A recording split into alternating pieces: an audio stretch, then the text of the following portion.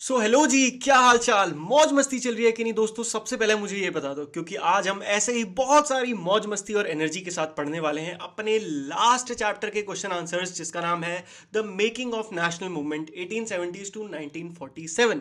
तो बेसिकली हमारे देश आज़ाद किस तरह हुआ, इसकी पूरी कहानी हमें इस चैप्टर में देखने को मिलती है, जो कि हम ऑलरेडी कवर कर चुके हैं। तो अगर आपने नहीं देखी एक्सप्लेनेशन तो फटाफट जाके देख लो। बहुत ही चिल और मौज मस्ती के साथ हमने पूरा चैप्टर समझा है, ठीक है। एंड आज हम उसकी बुक एक्सरसाइजेस को कवर कर रहे हैं। सबसे पहले मैं आपको थोड़ा सा एक चीज बता दूं कि इस चैप्टर में आंसर्स आपको थोड़े से लंबे मिलेंगे। वाई? और मैंने जानबूझ के थोड़ा लंबे भी रखे हैं, बिकॉज मैं आपको इसी वीडियो में पूरे पूरे चैप्टर की समरी देने की भी कोशिश करूंगा, सो दैट अगर आपने एक्सप्लेनेशन नहीं भी देखी है एंड आप डायरेक्ट इस पार्ट को देख रहे हैं क्वेश्चन आंसर वाले को, तब भी आपको चैप्टर समझ में आने लग जाए। सिंपल। चलो, so, question number one. Why were people dissatisfied with the British rule in the 1870 to 1880s? तो क्वेश्चन बिल्कुल क्लियर है कि क्यों डिससेटिस्फाइड थे। अब देखते हैं इसके आंसर्स में आपको कौन कौन से पॉइंट्स को मेंशन करना है ताकि आपको टीचर फुल मार्क्स दे पाए। So there was great dissatisfaction with British rule in the 1870s to 80s। पहला लाइन आपको पता है हमेशा एज इट इज क्वेश्चन से चेप देनी होती है। Some of the reasons for the dissatisfaction are as follows. अब देखते हैं। सबसे पहला आता है द आर्म्स एक्ट, जो कि आया था 1878 में।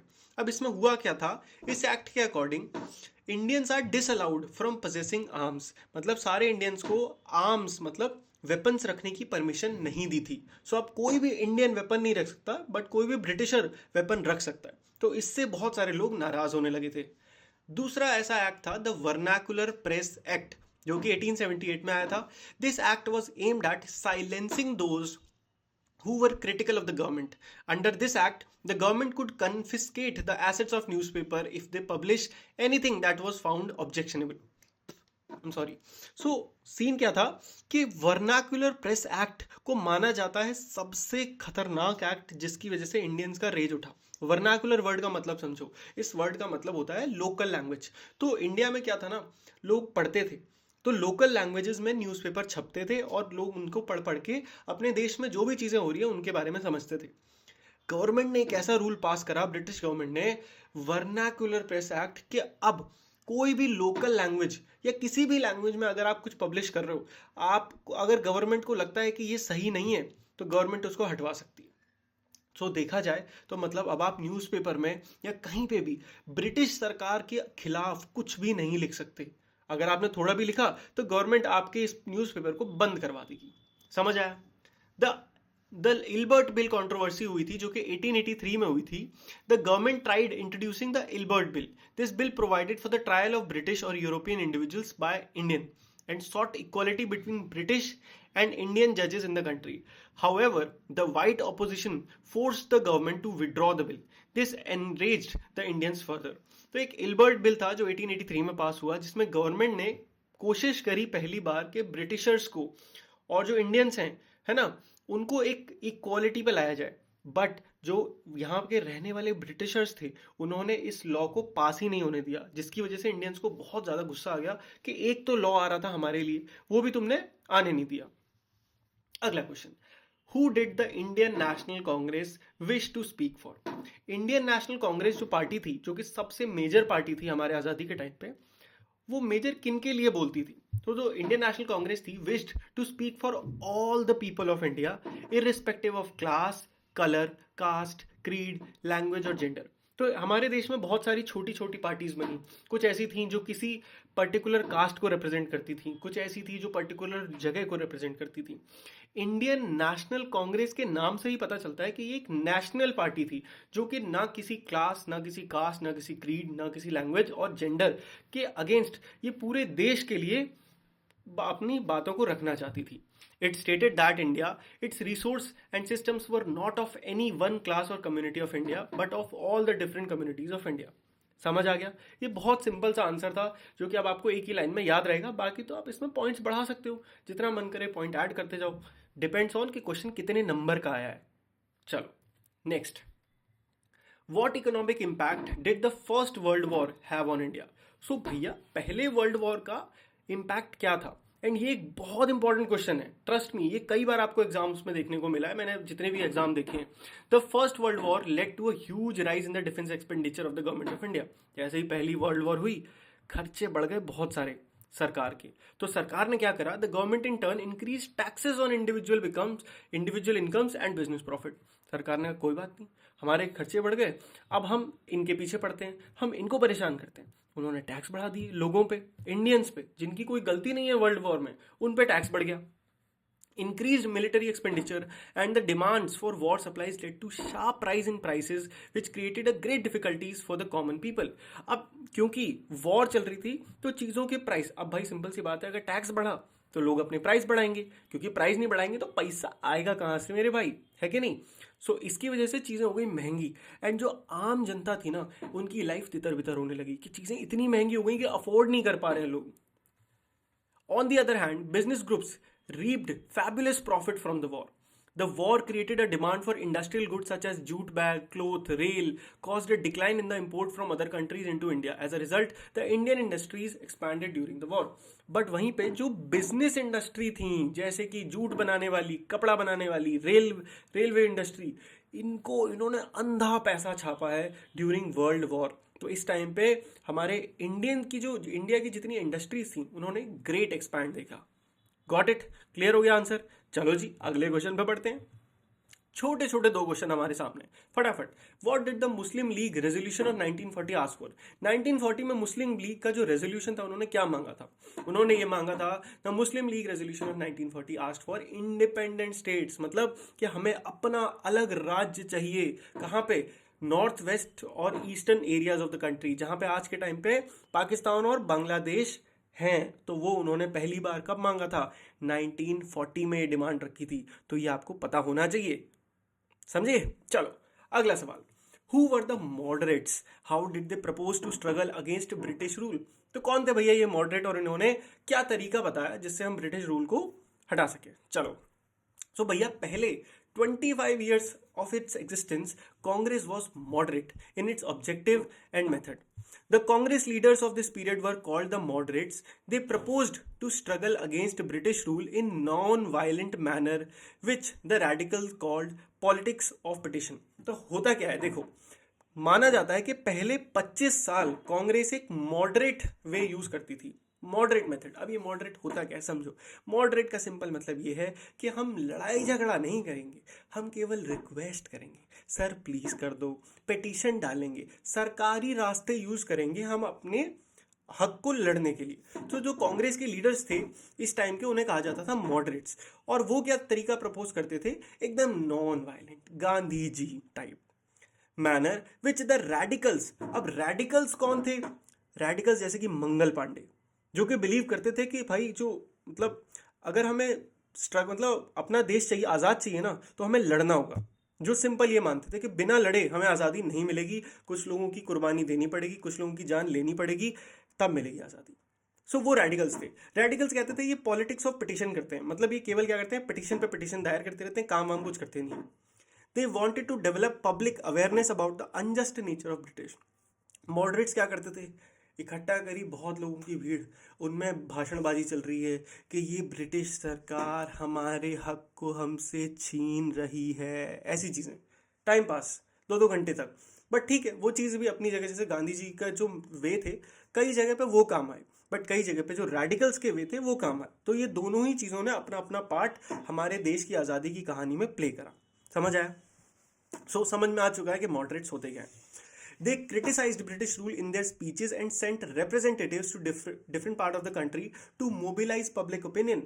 ये भी होता था कि वो क्या करते थे, जितने मॉडरेट्स थे, सिर्फ अपने देश में नहीं, वो अलग अलग देशों में जाके अपने देश में होने वाली प्रॉब्लम्स को समझाते थे, ताकि लोग हमारे ओपिनियन को समझें और लोग हमें सपोर्ट करें।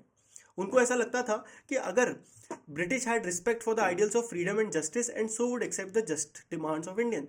वो कहते थे कि ब्रिटिशर्स जो है ना, वो फ्रीडम और जस्टिस के आइडियाज को समझते हैं, तो वो एक दिन हमारी भी डिमांड्स को समझेंगे, ये मानते थे। अगला सवाल, how was the politics of the radicals with in the Congress different from that of moderates. तो रेडिकल और मॉडरेट, ये दोनों ही हमारे कांग्रेस में प्रेजेंट थे। बट इनकी इंटरनल पॉलिटिक्स कैसे डिफर करती थी, अभी हमने थोड़ी बहुत इसके बारे में बात करी भी है, अब थोड़ा सा और बात करते हैं। देखो, the radicals were opposed to the politics of prayer. भैया भीख नहीं मांगेंगे, साफ रेडिकल्स ने बोल दिया था, जान ले लेंगे पर भीख नहीं मांगेंगे, जान दे भी देंगे पर भीख नहीं मांगेंगे, चाहे जो बोल दो। भाई हमारा देश है ना। Followed by the moderates within the Congress, they explored more radical objectives and method. They emphasized the importance of self-reliance. उन्होंने बोला कि भाई हमें अपने आप पे रिलाय करना पड़ेगा, हम किसी और देश से जाके भीख नहीं मांग सकते कि प्लीज हमें बचा लो, प्लीज हमें बचा लो। They argued that people must rely on their own strength. वो समझाते थे कि हम क्या, मतलब हमारे अंदर क्या कोई स्ट्रेंथ नहीं है। हम इंडियंस, वो लोग जिसमें देश में अशोका पैदा हुआ, क्या हम लोग ऐसे हम दूसरों से जाके भीख मांगेंगे? Not the good intention of the government, as was the state policy of the moderate. They believe that people must fight for Swaraj. एक लाइन का आंसर क्या है, वो मानते थे कि people must fight for Swaraj, अगर स्वराज चाहिए तो लड़ाई करनी पड़ेगी। अगला, discuss the various forms that the non-cooperation movement took in different parts of India.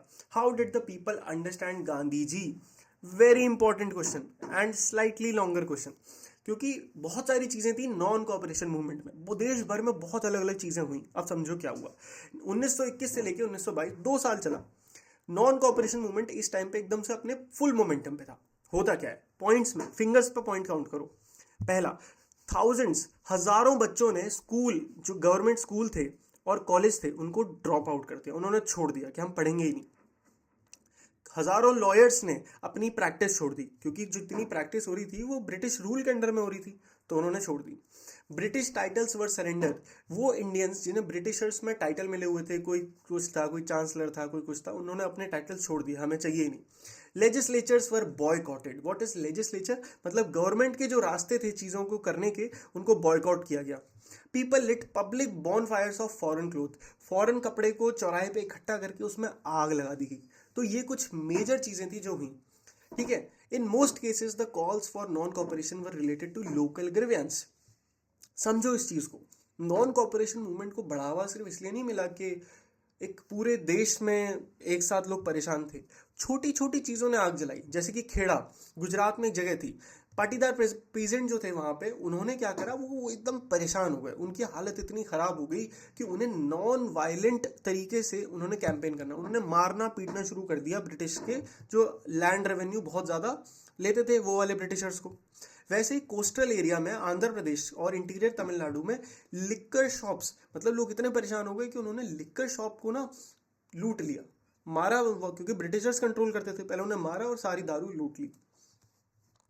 ऐसे ही गुंटूर डिस्ट्रिक्ट आंध्र प्रदेश में जो ट्राइबल थे और पुअर पीजेंट थे, उन्होंने भी प्रोटेस्ट करा कॉलोनियल स्टेट के लिए। और क्योंकि कॉलोनियल मतलब अंग्रेज ये बोलते थे कि ये फॉरेस्ट, ये हमारी प्रॉपर्टी है, कोई भी बंदा फॉरेस्ट में ऐसे नहीं रह सकता। They stage a number of forest satyagraha. उन्होंने बहुत सारे फॉरेस्ट सत्याग्रह करे। इन पंजाब अकाली एजिटेशन हुआ 6 का to remove corrupt mahant supported by the British from their gurdwaras. तो महंत कौन होते थे, महंत जो होते थे वो लैंड रेवेन्यू की तरह ही होते थे कि लैंड रेवेन्यू कलेक्ट करना उनका काम होता था, और वो ब्रिटिशर्स के अंडर में काम करते थे, तो उनको भी खूब पीटा, खूब मारा। असम में टी गार्डन के जो लेबरर्स थे उनको बहुत ही ज़्यादा कम पैसे दिए जाते थे, इतने कम आप सोच नहीं सकते कि वो केवल एक टाइम का खाना खा पाए दिन में। तो उन्होंने इस चीज़ के खिलाफ एक आवाज़ उठाई कि भाई हमारा वेज, तनख्वाह बढ़ाओ डेली की। पीपल थॉट, अब गांधी जी के बारे में लोगों के विचार क्या थे वो समझते हैं। People thought Gandhi ji as a मसीहा, someone who could help them overcome their misery and poverty. Peasants believed that he would help them in their fight against zamindar, while agricultural laborers felt that he would provide them with land. Gandhi ji को उस समय देश के लोगों ने एक मसीहा की तरह देखा, क्योंकि जब वो साउथ अफ्रीका से आए थे तो वो ऐसी ही चीज़ को अचीव करके आए थे, उन्होंने एक आज़ादी दिलाई थी वहाँ के लोगों को। तो यहाँ के लोगों को भी उनकी बातों से बहुत इंस्पिरेशन मिली, उन्हें लगा कि चलो फाइनली कोई है जो हमें एक रास्ता दिखा रहा है बिना मरे। नॉर्मल जैसे अब बाकी जो लोग थे ना, सुभाष चंद्र बोस हो गए या मंगल पांडे हो गए, इन सब का क्या था कि भाई आप मारो या मरो। बट इंडिया का हर आदमी तो इस चीज़ के लिए तैयार नहीं था। कुछ लोग बेचारे सीधे लोग थे, अपनी फैमिली चाहते थे कि बस हमें एक साधारण जिंदगी मिल जाए। तो ऐसे लोगों को एक रास्ता दिखाया गांधी जी ने कि बिना लड़े भी हम आज़ादी पा सकते हैं। ठीक है, why did Gandhi ji choose to break the salt law? अब गांधी जी जब इतने अच्छे थे कि वो कोई लॉ नहीं तोड़ते थे, तो उन्होंने सॉल्ट लॉ क्यों तोड़ा था, है ना? अब देखते हैं। Gandhi ji choose to break the salt law as British government had a monopoly on the manufacture and sale of salt. Gandhi ji को लगा कि अब तो ये हद पार हो चुकी है, हमारे ही देश में आके हमारे ही देश का नमक बना रहे हो और हमें बनाने से रोक रहे हो। तो सॉल्ट लॉ वॉज कि कोई भी लोकल आदमी, लोकल इंडियन सॉल्ट नहीं बना सकता, जो कि लोगों की रोजी रोटी थी 85 सालों से। वो क्या करते अब लोग? तो गांधी जी ने इसके खिलाफ आवाज उठाई। तो उन्होंने क्या करा? उन्होंने एक मार्च करी। अब देखते हैं। It also impose a tax on the sale of salt. Gandhi ji believe that it was sinful to tax salt, it is an essential part of food. Gandhi ji बोलते थे कि ये एक पाप कर रहे हो आप, कि आप खाने की चीज नमक पे टैक्स लगा रहे हो। तो उन्होंने क्या करा? He led a march to the coastal town of Dandi where he broke the salt law by gathering natural salt found on the sea shore. तो उन्होंने एक मार्च शुरू करी साबरमती आश्रम से लेकर दांडी तक, जो कि कोस्टल टाउन में है। और कहाँ पे? कोस्टल टाउन में है। और वहां पे उन्होंने जाके सी शोर पे नमक बनाया और ये सॉल्ट को, मतलब ये सॉल्ट लॉ को तोड़ा। This march related the general desire of freedom to a specific grievance shared by everybody and thus did not divide the rich and poor.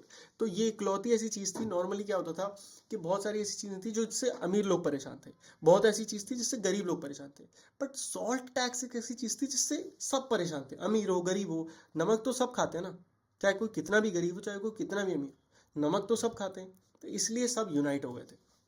चलो अब हम आ गए लास्ट क्वेश्चन पे।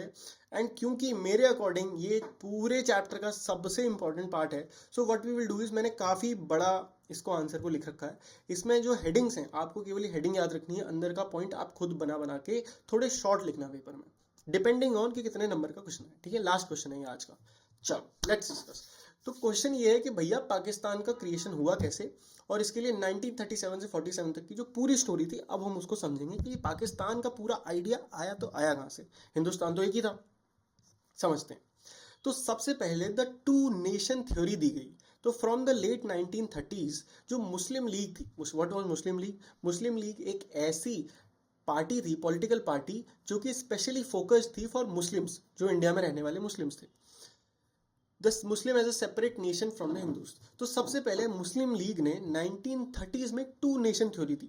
उन्होंने बोला कि ठीक है, अगर अब ये देश आज़ाद होगा तो ये देश एक देश बन के नहीं आज़ाद होगा, ये देश दो देश बन के आज़ाद होगा, एक सेपरेट मुस्लिम्स का देश और एक सेपरेट हिंदुओं का देश, जिसको हिंदुस्तान नाम था।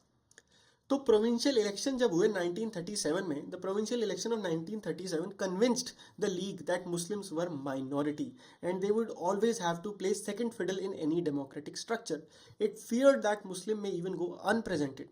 तो जब 1937 में पहली बार इंडियंस को परमिशन दी गई पॉलिटिक्स में उतरने की, इलेक्शंस में हिस्सा लेने की, तो हुआ ये कि भैया मुस्लिम लीग को तो वोट ही नहीं मिले, और इतने कम वोट मिले कि उन्हें इस बात से डर लगने लगा कि यार सच में हम तो इस देश में एक माइनॉरिटी हैं, और अगर हम माइनॉरिटी हैं तो हो सकता है हमें इस पूरे स्ट्रक्चर में साइड लाइन कर दिया जाए, और हो सकता है आने वाले टाइम में हमें कोई रिप्रेजेंट ही ना कर पाए। तो इसीलिए उन्हें एक ज़रूरत देखी कि नहीं नहीं भैया, हमें अपना मुस्लिम देश अलग बनाना पड़ेगा। Rift between Congress and Muslim league. तो अब होता क्या है, अभी तक तो कांग्रेस मुस्लिम्स को अपने साथ लेके चल रही थी, बट फिर इनके बीच में एक हल्का सा झगड़ा हुआ। कैसा झगड़ा देखते हैं। 1937 में Congress rejected the Muslim leagues proposal for a joint Congress league government in the United province. अब हुआ क्या, मुस्लिम लीग ने ये बोला कांग्रेस से 1937 में, जब आप इलेक्शन जीते हो, ठीक है, अगर आपको मुस्लिम लीग को अपने साथ रखना है 50-50 सीट्स की पार्टनरशिप देनी पड़ेगी, जो कि रिजेक्ट हो गई। कांग्रेस ने साफ रिजेक्ट कर दी, भाई तुम्हारी तो इतनी, तुम्हारे लोग ही नहीं है इतने, हम कैसे कर दें। तो इसके बाद बहुत ज़्यादा मुस्लिम लीग हो गई अनॉय। Wide mass support base for Muslim League. 1930s में हुआ क्या, Congress fail to mobilise Muslim masses. Congress ने क्या करा, फोकस ज़्यादा करा हिंदू पे, मतलब उन्होंने पूरे नेशनल स्वराज पे फोकस किया, उन्होंने मुस्लिम्स को ज़्यादा फोकस नहीं किया। इससे क्या हुआ, मुस्लिम लीग को सोशल सपोर्ट ज़्यादा मिलने लगा बाय मुस्लिम्स, उन्हें ज़्यादा सपोर्ट मिलने लगा कि यार ये एटलीस्ट एक सोसाइटी है जो केवल हमारे बारे में सोच रही है, केवल हमारे बारे में। Failures of talk. अब अगला टॉपिक क्या हुआ, टॉक जो डिस्कशंस हुए वो फेल हो गए। तो वर्ल्ड वॉर 2 जब खत्म हुई 1945 में, the British opened negotiations between the Congress. Britishers को पता था कि अब हमारी हालत बहुत खस्ता है, कि अगर अब हमने इनके साथ नेगोशिएट नहीं करा तो हम इंडिया को लूज कर सकते हैं। तो उन्होंने नेगोशिएशन शुरू करा कांग्रेस के साथ, जो कि उस समय की सबसे बड़ी पॉलिटिकल पार्टी थी। The league and themselves for the independence of India, है ना। ब्रिटिशर्स वर स्मार्ट, उनको पता था कि क्या करना है। उन्होंने क्या करा, ठीक है, उन्हें दिखा कि एक डिफरेंस मुझे नज़र आ रहा है यहाँ पे।